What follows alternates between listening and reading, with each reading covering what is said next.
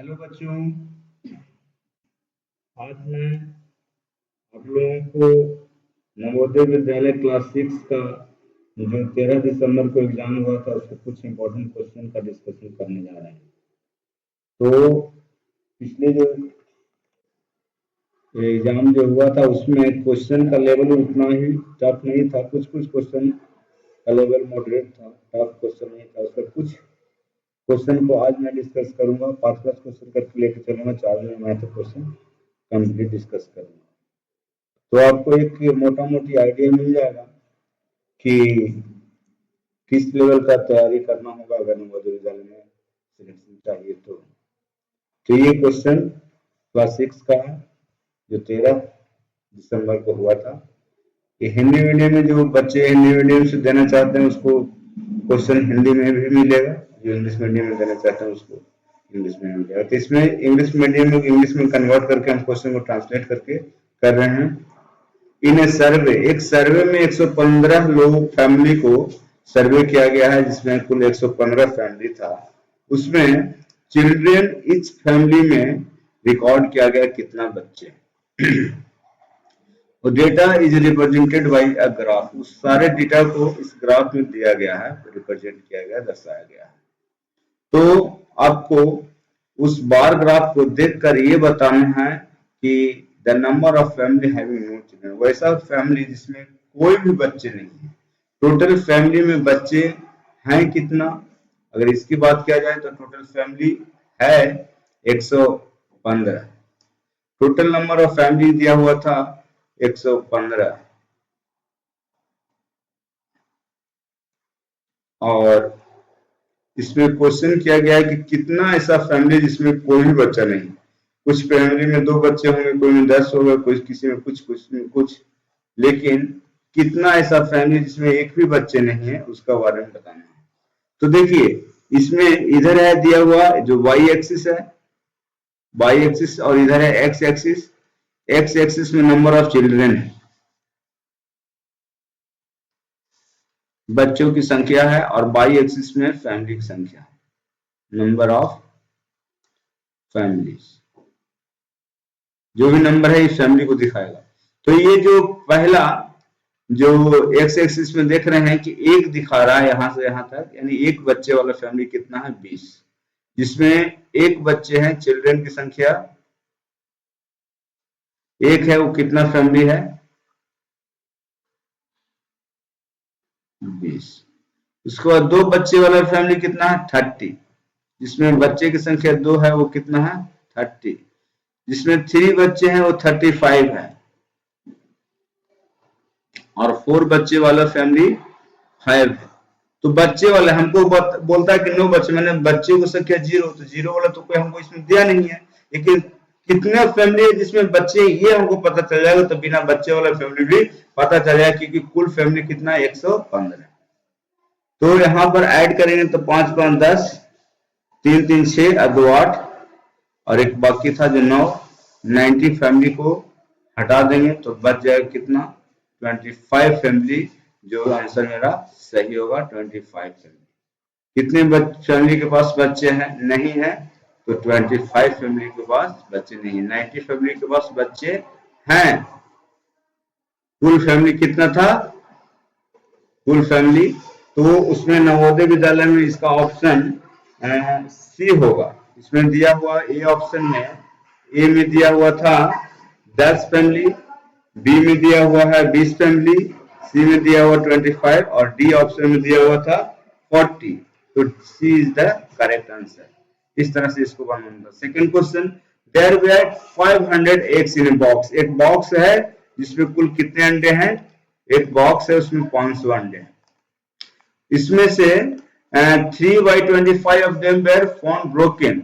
इस बॉक्स के अंदर पता चला कि 500 में से 3/25 जितना भी है उसका 3/25 क्या है ब्रोकन है। तो कितना बचा ब्रोकन एक कितना होगा 60। और क्या पता चला कि 1/5 of the total is to be kept for guest, guest आने के लिए, गेस्ट के लिए कभी गेस्ट आ जाएंगे तो उनके लिए बनाने के लिए अंडे रख लेते हैं। तो कितना रखा टोटल का, टोटल कितना 500, उसका कितना 1/5।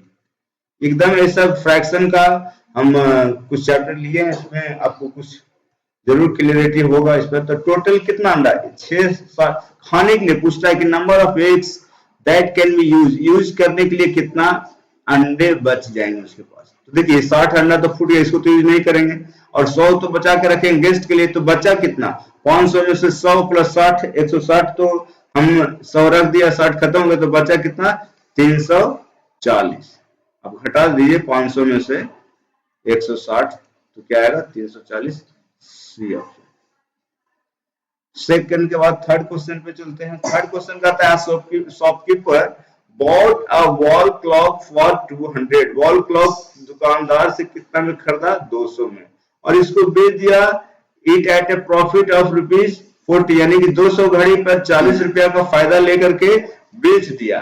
तो कितना में बेचेगा, एकदम आसान क्वेश्चन, 40 रुपया है तो कितना में बेचेगा 240 में। एकदम बेसिक क्वेश्चन था परसेंट प्रॉफिट से। उसके बाद कहता है कि a fruit seller purchase apple for ₹1500 में परचेज किया, यानी कॉस्ट प्राइस हो गया, और spent 100 rupees to bring them to his shop, और उसको लाने में ट्रांसपोर्ट के द्वारा भाड़ा जो लगा वो कितना लगा ₹100। तो टोटल अब सेव पर ही तो कीमत हो जाएगा, 100 रुपया थोड़े ना अपना घर से देगा, 100 रुपया उसमें इंक्लूड हो जाएगा, ऐड हो जाएगा।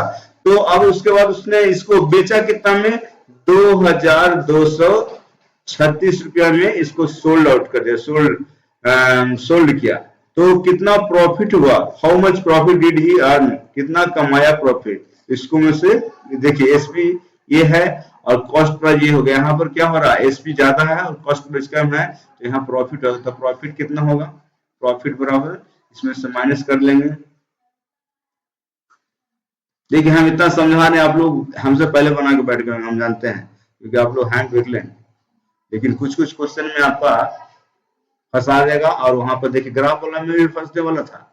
आप लोगों के लिए लेवल पर अगर अच्छा से नहीं सोचते तो फर्स्ट क्वेश्चन में ही फंस जाते हैं। एक क्वेश्चन दो क्वेश्चन गलती हो गया, नवोदय सिलेक्शन नहीं, आउट हो गया।